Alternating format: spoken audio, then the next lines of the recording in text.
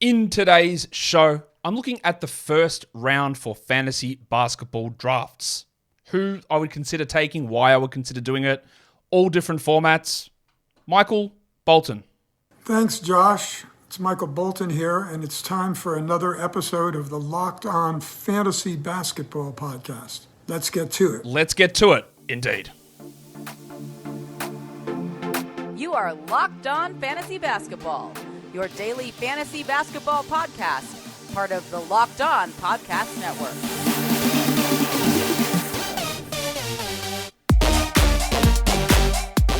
Hello and welcome to the Locked On Fantasy Basketball Podcast, brought to you by Basketball Monster. My name is Josh Lloyd and I am the lead fantasy analyst at basketballmonster.com, and you can find me on Twitter as always at redrock_bball, on TikTok at redrock_bball, and on Instagram at Locked On Fantasy Basketball. Thank you for making Locked On Fantasy Basketball your first listen every day. We are free. We are available on all platforms. So, first round. Let me just go and say this right now. The first round is not as important as you think. It is not important enough for me to do a show on. Straight up. If you're going to turn the show off now, I get it, right? Don't. Let it play through. Watch it. You like hearing about the big names. But in terms of how you win a fantasy league, it's not what happens. It's not how you win it. The first round's not where it's at. It's about getting value later on. It's about being smart. It's about being lucky. It's not about the first round. It's less so about the second round.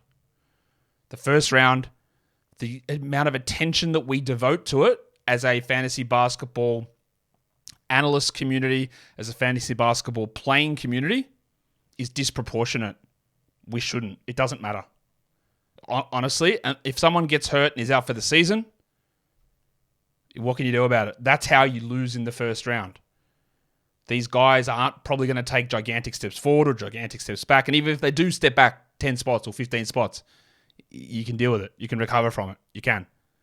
So, saying all that, I do this video because I know people want to know about it. I know that people like hearing about the big names. I know that people want to focus on the first round, but I have to throw that caveat out there. That don't hyper-focus on it. Oh, I've got pick 6 or 7. What am I going to do? You've got probably 5 options, 6 options, and they're all going to be okay. I have that mentality that we focus that the draft is 90% of what we do. We focus that the first round is 60% of the draft. And I think both of those things are false. So we do it. It's draft time. We love it. Drafts are fun. They're awesome. It's such good time. But it's not what you do to win. It's not the overall deciding factor in any of that stuff. Look at me, just telling you all of the great things that I'm not going to do in this show. But we are going to talk Yahoo Points leagues. We're going to talk ESPN Points leagues. We're going to talk Rotisserie leagues. And we're going to talk head-to-head category leagues. Now, there are going to be differences in your league if you throw multiple different categories in there. I am going to go out to I say first round, but I'm going to go to top 20 in case you're playing a 20-team league. I want everyone to play 12-team leagues. It simplifies my job. It simplifies all of our jobs or all of our interactions when you can tell me I've got pick 2.3. I know what that is in a 12-team league. In a 14, I don't know if you're in a 14 or a 16 or an 18. It's very different. I think 12 should be something that we just absolutely want to focus on consistently. But I'm going to go out to 20 here. I'm going to talk a little bit about tiering. I'll talk a little bit about some of the methodology that I use to get to some of these numbers. And there are going to be ones that you disagree with wholeheartedly. And that's totally okay because you know what happens? Every year, the first 20 players don't represent the first 20 players from the season before.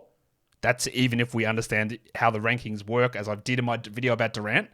And the top 20 players per game and totals definitely do not represent the top 20 players in average draft position or Yahoo X rank or anything. It changes quite a bit. Whether it's 2 positions, 5 positions, 10 positions, it changes. So when you see things that look... I'm not going to come out and say, well, this is what the ADP list looks like, so here is your first round. It's not what it is about. So we are going to start this off by talking about Yahoo and Yahoo Points leagues. Oh, actually, will we? No, we might do this so I don't interrupt the flow. We'll just do it and talk. Today's episode is brought to you by FanDuel Sportsbook. The NFL season is less than a day away. The Chiefs and the Lions are ready to go tomorrow. Might be today when you listen to this. You can get incredible offers over at FanDuel, America's #1 sportsbook. Right now, new customers can bet $5 and you get $200 in bonus bets guaranteed. But all customers, every customer, if you bet $5, you get $100 off NFL Sunday Ticket from YouTube and YouTube TV. NFL Sunday Ticket doesn't exist here. Does NFL Sunday Ticket only have Sunday games? Does the Thursday night game pop up on it? Does the Monday night game on it? I don't know. I know NFL Game Pass, we get everything here. But who knows? All you guys get $100 off NFL Sunday Ticket if you spend $5 and bet $5 on FanDuel. It is the best time to join FanDuel. The app is easy to use and you can bet on everything. Spreads, totals, over-unders, player props, it's all there. So visit FanDuel.com/lockedon and kick off the NFL season with an offer that you won't want to miss. FanDuel is an official partner of the NFL, and don't forget to gamble responsibly. All right, that will bring us in to talk about the Yahoo Points. So, Warnie. Let's get it on, Gilly. All right, let's go through, starting at 20, counting down to 1. Should I do it now? Yeah, let's talk about it now, because some of my methodology, right? The hardest thing for me to project is games played. It's actually impossible. We can look at players' track records. I've done analysis on this. The year-to-year correlation of games played is very low. It's not statistically relevant. The ones you really worry about are the guys that you know are going to be out to start the season, or you know are going to have injury management plans this season. That is where you have to have a level of caution.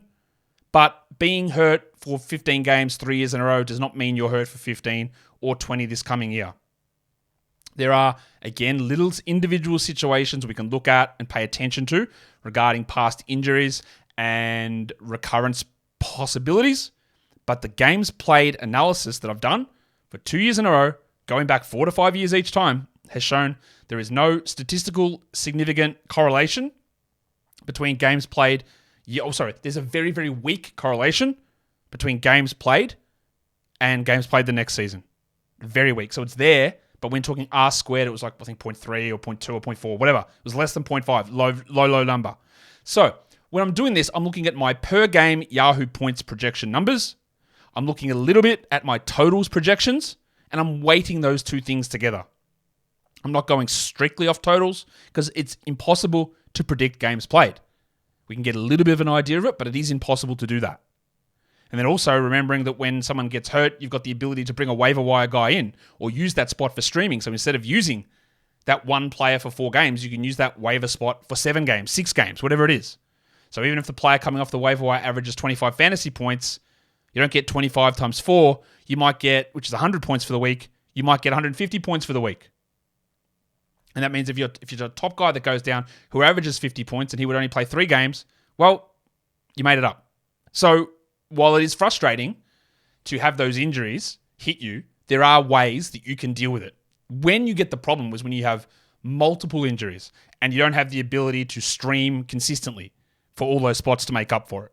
That's where more of the problem comes in. So again, I'm doing a weighting between per game production and my projected totals production, weighting heavier towards the per game number to give us where these rankings sit. A lot of talking there. So at number 20, I am going with old mate Pascal Siakam for now of the Toronto Raptors. Probably sees a little bit more usage with the absence of Fred VanVleet, but Barnes and Trent and Anunoby and even Dennis Schroeder. What did Schroeder shoot today in the World Cup? Like 4 of 30 or something. He's going to take shots as well. So Siakam, I got to stop calling him. I know his name is Siakam. There was that viral clip of that lady calling him Siakam not long ago. Anyway, so I've got him there at number 20, which I think is fair enough. Probably like a 42 to 44 fantasy point player around that mark. Could he push to 50? I doubt it. But if we're talking pick 20, that's where he's at. Pick 21, I've got... Sorry, pick 21, Jesus. Let's count the other way, Josh. Count down. Number 19, Don Mitchell. He's Don. He's good. Mitchell is... I think he was really good last season. He saw a gigantic step up in efficiency.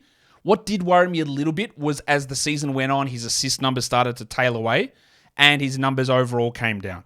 It's really hard to find an argument here against Mitchell at 19. He should be healthy, but we can't guarantee that. Number 18 is the double royal himself, Julius Randle.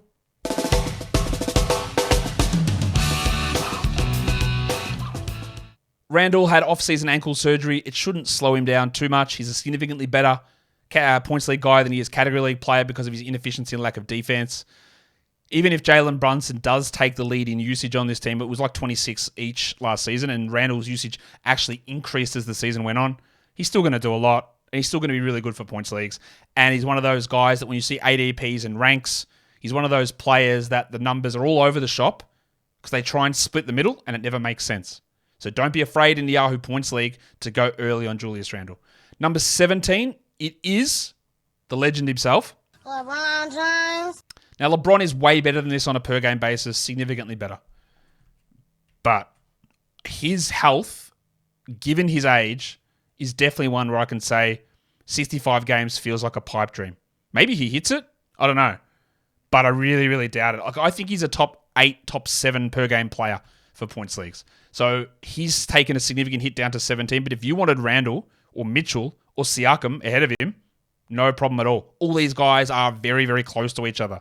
Then at number 16, it is Devin Booker, who I think will cop somewhat of a hit in usage.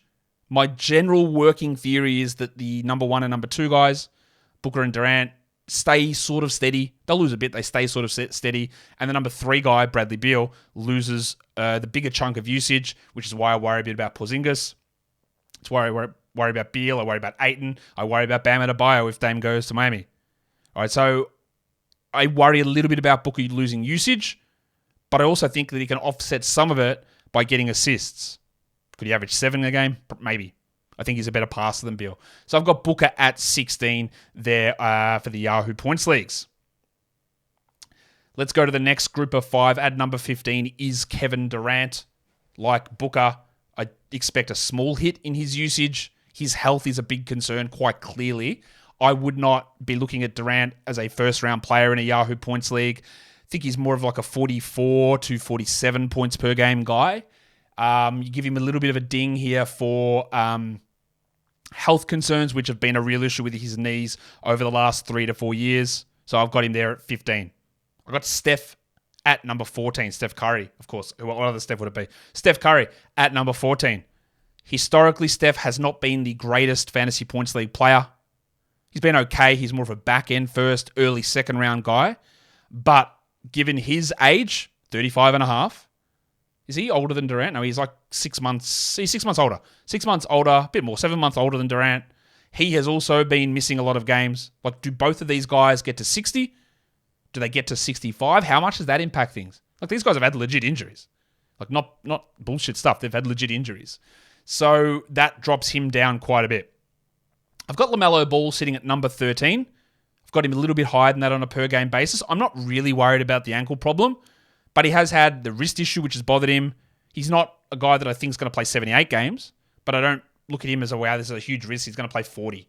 Really hard to project someone to play 40, though, unless it's Ja Morant, because we know he's already missing 25. Number 12 is Trae Young. I think Trae is probably not quite that level as a first-round player per game. He's probably more mid-second round, but he is a guy who has shown, it's not about staying healthy necessarily, but when he gets injured, he's shown an ability to recover quicker than most people. And that does count for something. I can't say that he's going to avoid breaking a hand or pinging a hammy or tearing an ACL, knock on wood for all of those things. I can't predict any of that, or copping a concussion. But I do know that when he's had ankle sprains, he's back a week ahead of standard recovery times. Repeatedly, not once off, like 2, 3, 4 times that has happened. So that makes me go, all right, there is something about him that is a little bit quicker as a healer. So I give him a little bit of a games played boost. And then at number 11, that is the traditional 12-team first-round guy. He's there. Again, if you want to get any of these other guys, they're all relatively close. Number 11, I'm going to take Domantas Sabonis. You saw me do a mock draft for Yahoo Points Leagues the other day, and I took Sabonis at 12. More than happy to do that again. He's played through that broken thumb issue last season. Again, that doesn't mean that he's going to not sprain his knee or break his leg or pull his hamstring or tear a calf or dislocate a shoulder. None of that means any of that. But I don't have a lingering concern of repeated lower body injuries for Sabonis. So I've got him sitting there at number 11 inside the first round for a Yahoo Points League. Now we do the top 10. At 10, it is Goose, Anthony Edwards.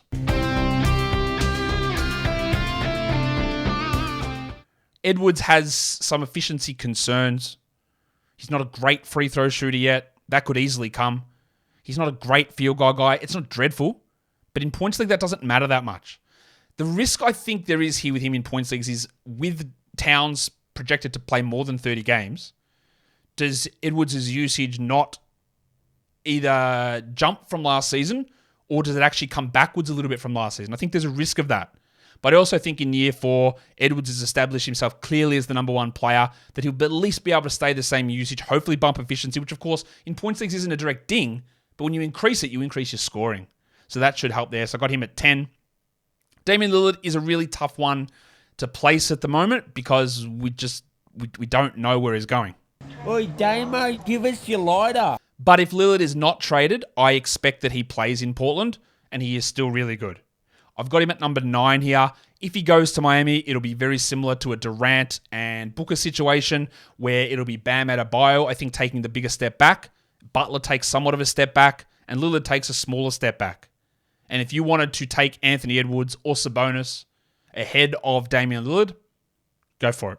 Right? Not a problem at all. The uncertainty is a real issue for sure.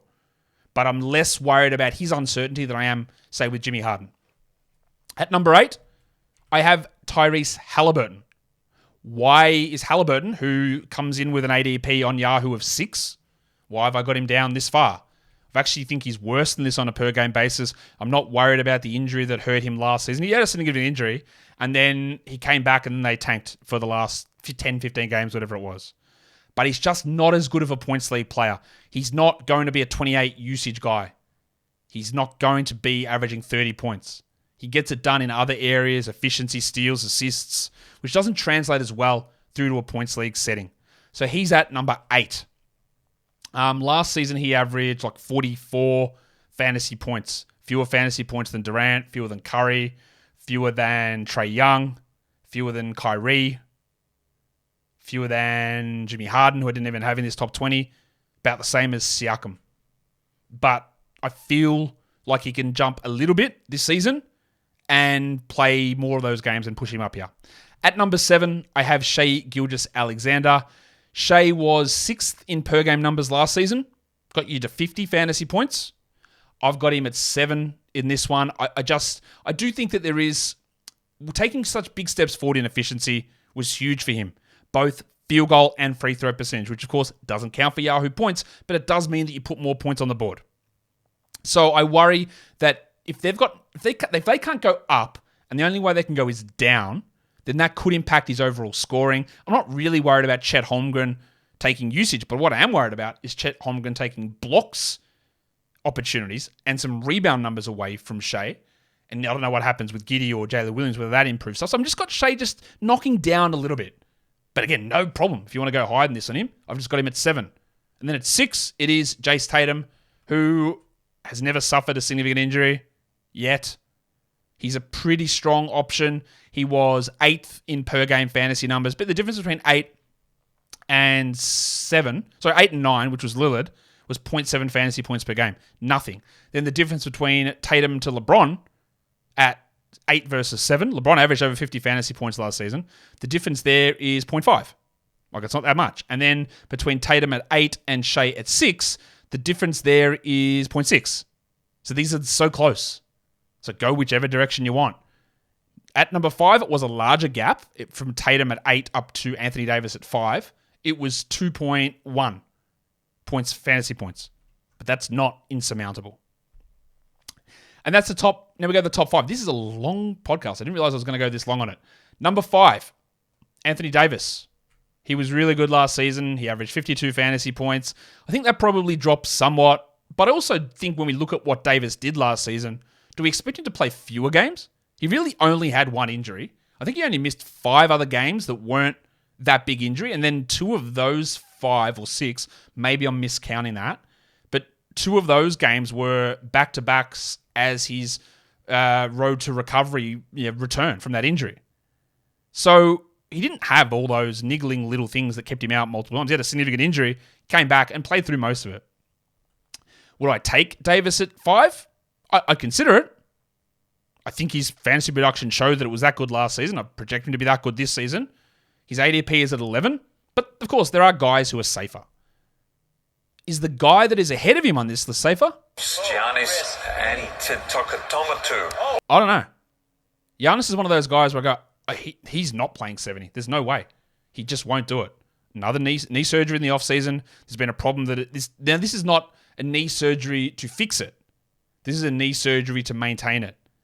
He doesn't go, well, yeah, the surgery is good to go. No. This is a long-term, ongoing, never-ending problem for Giannis. And I've said this for about 3 years on this show. He is still awesome for fantasy. He was 4th in fantasy points per game, averaging 55. No reason he can't do it again. Get the blocks and steals up a little bit. He can get to around that number again. He could be even second on a per-game basis. But the knees and the games missed will push him down to meet at number 4. Number 3, who could very easily be number 2. Oh, stunning. Yeah, it's Luka Doncic, who's at number 3. Luka did suffer a bit of a dip once Kyrie came across. The assists dropped relatively significantly, which is important to note. He averaged almost 57 overall fantasy points. He was the number 1 player, and I've got him down at number 3 because of that Kyrie factor. And Luka, also someone that has had a lot of ankle and calf problems. I think calf, a lot of ankle problems though. 2 is Embiid. Cool. Even if Harden does leave and they don't replace him necessarily, that doesn't necessarily mean Embiid's going to be the number 1 guy. He could suffer. He had that foot problem at the start of last season as well. He's been relatively healthy, but not as healthy as the guy who is at number 1. Although, Jokic missed some time last season.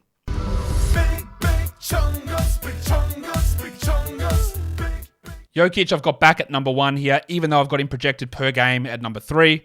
It's really hard to go wrong with these guys, honestly. Last season, my projections have them all within a single fantasy point. Last season, the difference between Jokic, Doncic, and Embiid was, let's calculate that, it was 1.1 fantasy points. It's not that big of a difference. So I've got Jokic coming in at number 1 over there for Yahoo Points. Wow, that was long. Sorry. Did you skip through now to look at ESPN Points? Because that's where we're at. Different scoring system over at ESPN. They value steals and blocks a little bit higher. They have negative points for missed shots as well. So efficiency comes into it. So you'll see things a little bit different. And I think when we do the Locked On Fantasy Basketball Bowl this season for the Points League, we're going to use ESPN point scoring. I think that's what we're going to do. But still deciding that.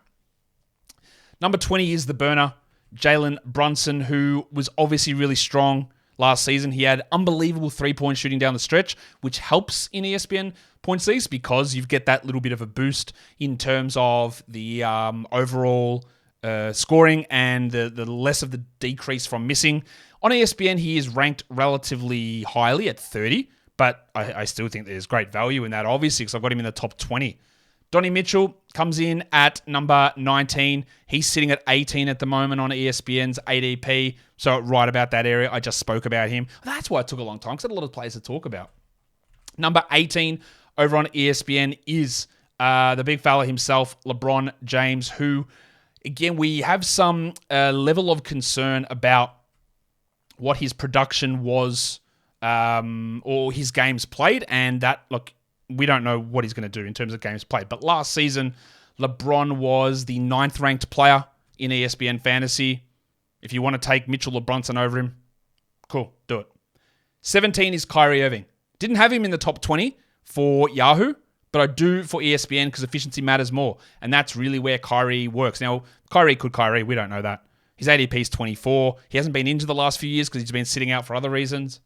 Maybe he's okay there. He's an unbelievably good player who has obviously some issues that have caused him to miss a lot of games over the last 2 to 3 seasons. And then at number 16, it is Devin Booker, who has an ADP of 20. Kyrie's is 24, if I didn't mention that. Let's go to the next 5 groups, or next group of 5. Number 15 is Kevin Durant, who I have dinged a little bit here. He was 8th per game over on ESPN. We have to ding that a little bit for the missed games, but also the adjustment to playing with Booker, because we didn't really see him do that for a huge amount outside of the playoffs. So I'm dinging him down to being under a 50 fantasy point per game guy. But there is a run of guys here. There's about 8 or 9 players who I think I've got projected within 2 fantasy points. So just really, really close. Trae Young is at number 14 on an ESPN Points League list here. Last season, he was 20th. Which seems like, why am I bumping him up? Again, there's a little bit of an advantage there in some of his durability, and more dinging the guys behind like LeBron pushes him up. 13 is LaMelo Ball, who last season was 17th on a per-game basis. I think he improves from there, and I've got him up as almost a first-round guy. 12 is Anthony Edwards, and 11 is Domantas Sabonis for your ESPN Points season. If I look at Sabonis, he's got an ADP of 18, and Edwards has got an ADP of 22 over there. So I think both of those things are working in your favor to get some value on those guys. And where's LaMelo? He's got an ADP of 17 as well. So quite a bit of value appearing there over on ESPN with their current ADPs. Number 10 for an ESPN Points League, I have got Steph sitting there. Curry was 10th last season in per game numbers. I bumped a couple of guys ahead of him that weren't there, but he sits there at 10. I've got Shea at number 9. Now, again, you'll look at that and go, what are you talking about, Josh? He's got an ADP of 7. He was 5th last season in ESPN per game. I think what we look at with Shea is people look at it and go, well, the games he missed in the past, they were fake injuries. They weren't. He had 2 injuries last season. The knee injury in the preseason, and then he had a hip injury, I believe it was, through March that caused him to miss some time. But the year before, he had a legitimate foot injury, which kept him out for a long period of time. So, if we're going to ding other guys for not staying healthy, you still have to ding Shea. Those games that he missed were not... maybe there was a little bit of extra caution, but he was legitimately injured for the Thunder, so he doesn't get you are completely healthy all the time. He wasn't even healthy last year. He had 2 injuries. And if that MCL sprain came at opening night instead of the start of the preseason, well, we'd be singing a different tune about Shea, I think. All about timing. Damian Lillard is at number 8. Again, there's a level of uncertainty, so if you want to pass on it, I get it. He was actually 7th per game for ESPN Points last season. Number 7 is Jason Tatum, who last year was 12th. Not the greatest ESPN Points League guy. I guess he can take a little bit of a hit if with Porzingis there, we don't know how much Porzingis is playing. We assume he's going to be all right, but he's dealing with the plantar fasciitis. So Tatum gets into 7, but it's mainly on the back of fewer concerns than the other guys. Number 6 is Anthony Davis, who averaged 52.5. He was 4th in per game for ESPN. Yeah, that's great. We knock it down a little bit just because of some of his injury history, clearly. And the top 5 for ESPN Points Leagues, it's number 5, Yanni. I spoke about my concerns with him already. Tyrese Halliburton, big jump here. He was actually 11th in per game numbers, but I'm giving him a little bit of a durability boost, and I'm also giving him a bit of a per game increase. 2nd year in Indiana, 4th year in the league, maybe just does a little bit more across some other areas. And then the top 3 remains the same. Doncic at 3, Embiid at 2, Jokic at 1. Jokic was the number 1 player last season by a pretty sizable margin, 3 fantasy points per game over the guy who was at number 2, which was Luka Doncic. So I'm just going with that same grouping with Jokic 1, Embiid 2, and Doncic 3. But if you go, I really want to have Doncic, or I really want to have Embiid, and I've got pick 1, don't worry about it. Take him. It's not costing you the world, I don't think. It might, but I don't think it is. That will bring us to talk category leagues. Points League guys, it's been great having you here. I'll see you on the next time. We're here. See you later. Bye. Category guys, how are you? Let's talk Roto. I am looking at this from an 8-cat Roto perspective. I don't believe that 9-cat Roto is a league that is a format that should really exist, to be honest. And even if you fully weight turnovers in a 9-cat Roto setting, you generally will have 2 to 3 people start to give up, not set their lineup, not hit their games max, and they're the guys that start to get the 12, 11, 10 points. So you've got a compressed field there anyway. So if you are last or second last in turnovers in a 9-cat Roto, the best team doesn't have 12. They're probably maxing out at 8, I would say. So it's not as big of a deal. And we already know the negative correlation, the highest correlations of anything, is between points and turnovers and points and assists. And assists and turnovers. So if you are seeking out to deliberately keep your turnovers low, you will not invariably, there might be some exceptions, but as a general rule, you will keep your points and your assists lower. 2 categories versus 1 trade-off. I just will ignore a lot of the turnover stuff. But also, there's no need for turnover. You don't need a 9th category for a tiebreaker in Roto. You don't need it. It doesn't need to be there. Let's look at the top 20 Actually, what am I doing for Roto? How am I looking at it? Well, I'm using a bit of a formula that I've developed where I don't think -1 is appropriate for Roto because we're not punting a category, although in a competitive league and a deeper league, you can punt a category and win. It's not that easy, but you can do it. I'm looking at more of it's not even a -1. How would I call it? What do I phrase it as for Roto? Where I'm looking at the player's worst category and half weighting it in Roto. Because Roto, while we look at it, you've got to be competitive in all categories. So that makes us, and I think this has been something that I've been guilty of as well in the past, looking at, well, I want players who are solid across the board. I want guys who are just strong, average players in every category, above average players. That's the perfect Roto guy. And I don't think that's true. I don't think it's true. Because A, there's only so many of those players around. But B, if you get a player who's great in 5 categories and average in 4, and then the next guy you get is great in those other 4 categories and average in the other 5, well, that's way better than getting 2 players who are just average across the board. It's way better. So looking at the average production, like those guys who are just solid across everything, I don't think is the winning formula for Roto. I think you can look for the big bumps. You've got to watch the big, gigantic negatives and be able to deal with those. And that is still an impact thing. That's why you won't see Giannis here. But I think that we look at the idea of Roto means we've got to be balanced right across the stat sheet. In overall, our team does. All 13 of our players, or our 10 actives, whatever it is, how we're counting the stats. Yeah, we need to be average to above average in probably all categories. But you don't get to above average in all categories by every player being above average in all categories.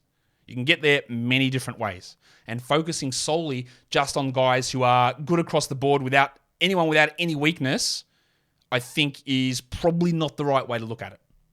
It requires different building, of course.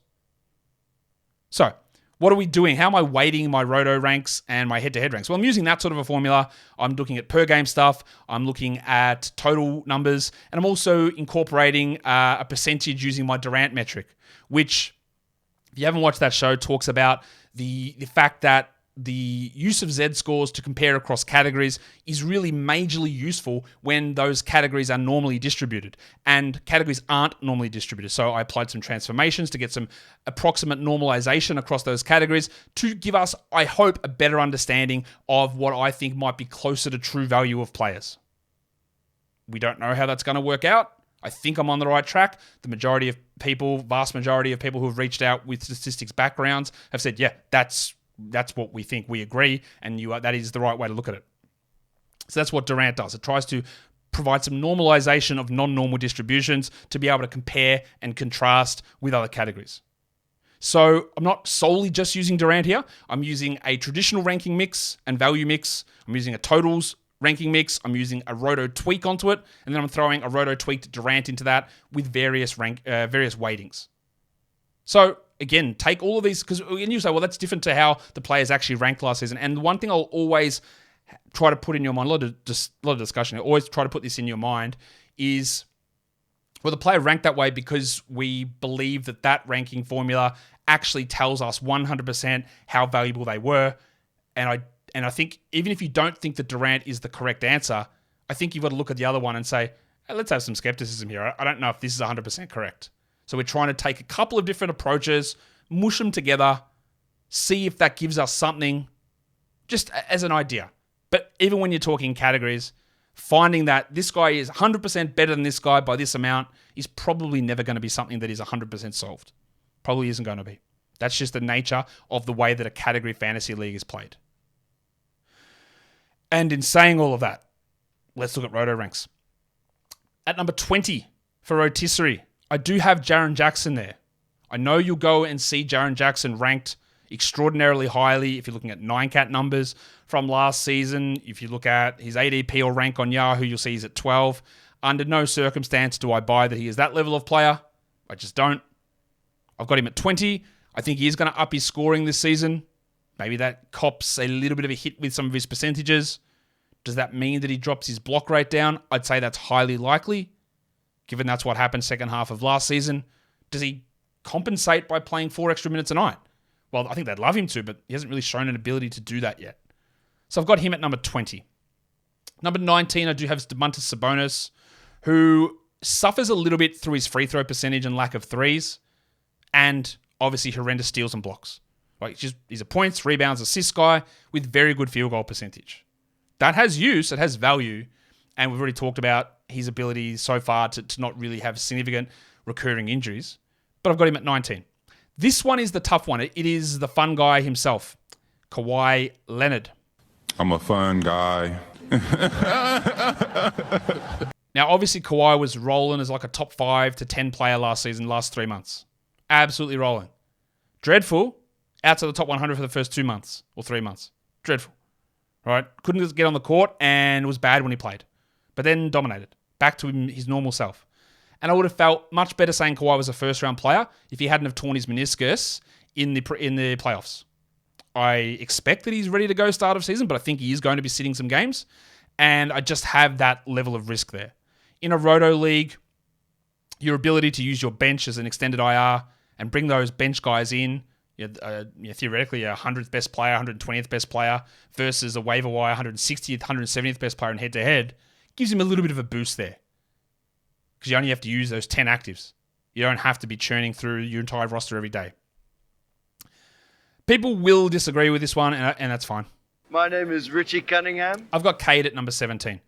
He played like 12 games last season. He averaged 20 and 6 with 6 assists. He averaged... He shot really poorly. I don't expect...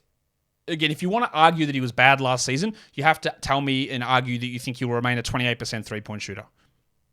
You can't make that argument, right? You also have to assume that he also doesn't improve heading into year 3. You also have to make the argument that he sits at 0.7 steals, which I think that none of those things are real. I don't think you can argue those things in good faith. You probably need to take Cade at number 17, but I think he's got an outside chance of being a first-round guy. He's an elite free throw shooter. I think he gets the shooting back on track from the field, and he already racks up big counters. Never going to be a good blocks guy, but the steals can go back up. It's risky to take him at 17, and you don't have to. He just doesn't go in that area, which is, it's good for us, I guess. Where is his current ADP? It's at 44, which is crazy. But I think he does suit fantasy very, very well. At number 16, I do have Devin Booker. We've talked enough about him, I think. Let's look at the next 5. Dom Mitchell at 15. Trae Young at 14. Kyrie at 13.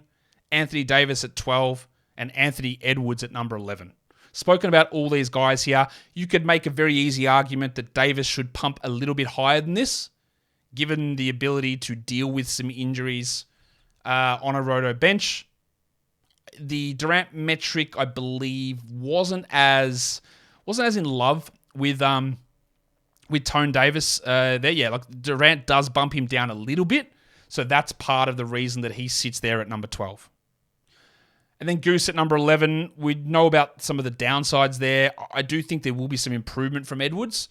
The Durant metric does like him decently enough. It would be risky to take him at 11, absolutely. But I think that that's a fair enough positioning. Now, in saying all of this, there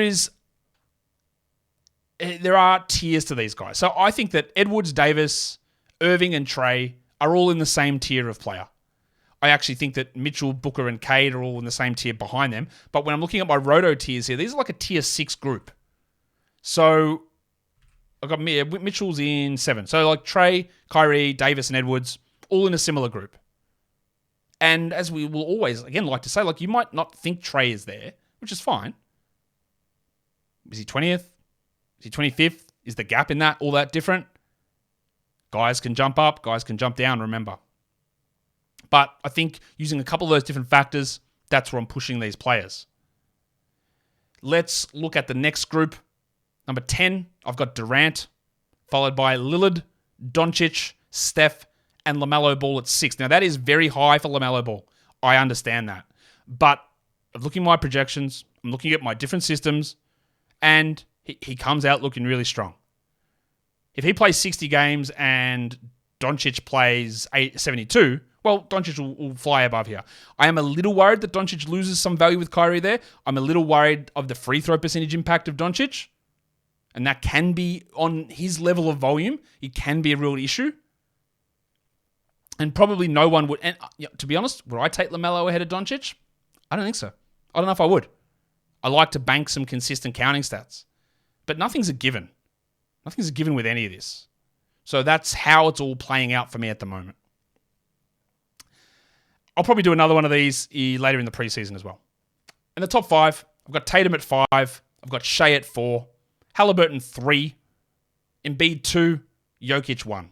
If you want to tier these guys here, I had Doncic, Curry, and Tatum and Ball all in the same tier. And then I've got Shea sitting sort of by himself in that area at number 4. And then Embiid and Halliburton in the same tier. And Jokic very much far away from everyone at number 1. Doesn't mean he's going to finish at number 1, but I don't think he should go a different direction. And now that brings us on to head-to-head. Head-to-head, when you look at rankings, again, Yahoo will give you 9 category totals rankings from last season, which I think bear absolutely no resemblance to value in a head-to-head league. None. Totals don't mean anything. You got to be there healthy during the week. You got to play the week. You got to be there in the playoffs. You probably have to punt some things. You're not going to win all 9 categories every week. Being average in all 9 categories every week doesn't help you. So those rankings are nonsense. So you'll see things that look pretty wild here. So I'm using a combination of -1, of Durant -1, of some totals, of some regular rankings, of some weightings. There's a whole bunch of things going in this to give a list that's going to look a little bit different to what you've seen. At number 20 at the moment, I do have Jim Harden. I don't really know what to do with him at the moment. It's a frustrating situation.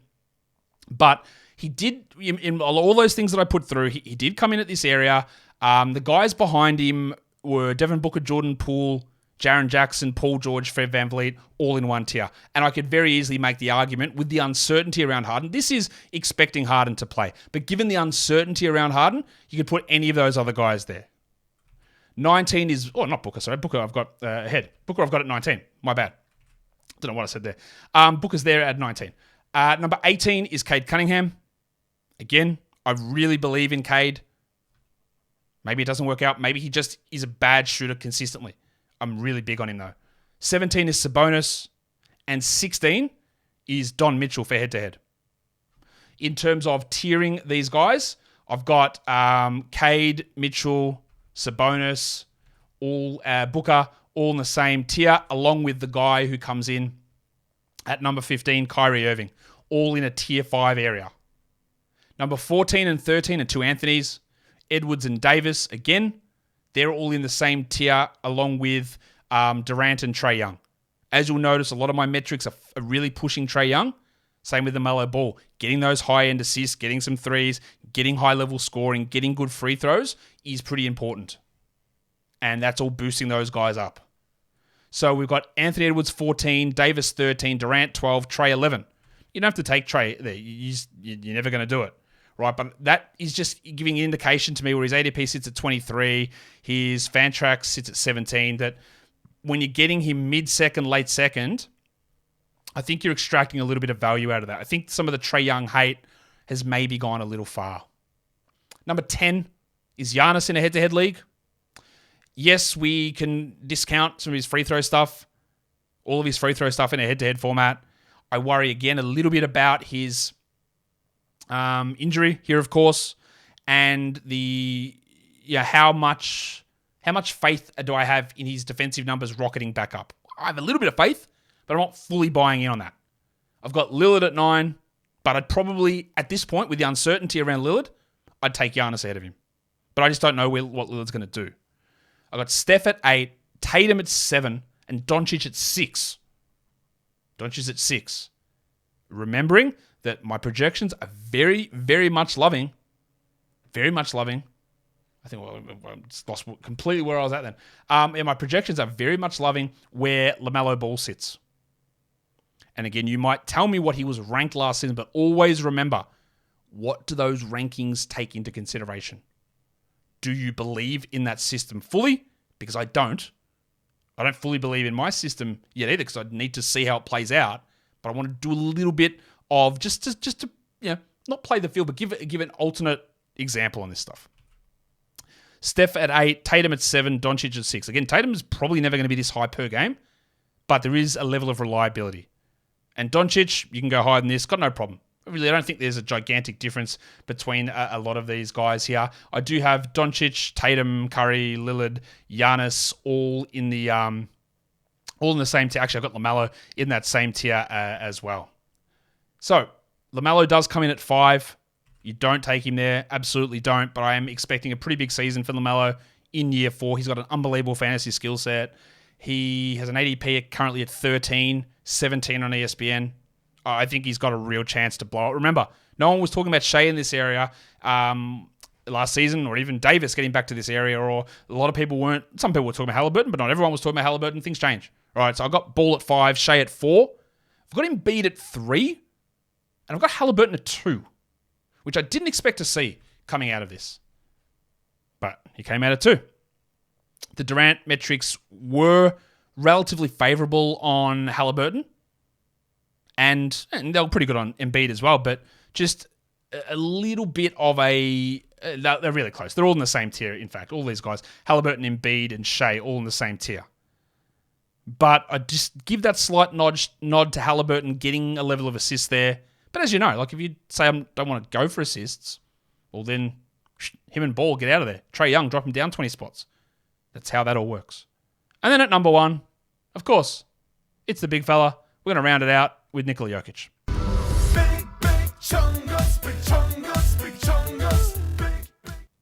And that's it. I beg you all just to have an open mind about what you're seeing or what you're hearing. What do the rankings, what have they told you in the past? What do they mean? How do you approach it? Is the difference between 5 and 6 that important? No.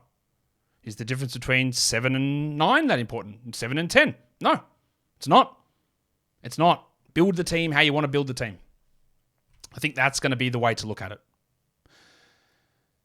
And that'll do it for today's show. Follow this podcast on Apple Podcasts, Google Podcasts, Stitcher, Spotify, and on the Odyssey app. And on YouTube, thumb it up and leave your comments down below. Guys, we are done here. Thank you so much for listening, everyone. See ya.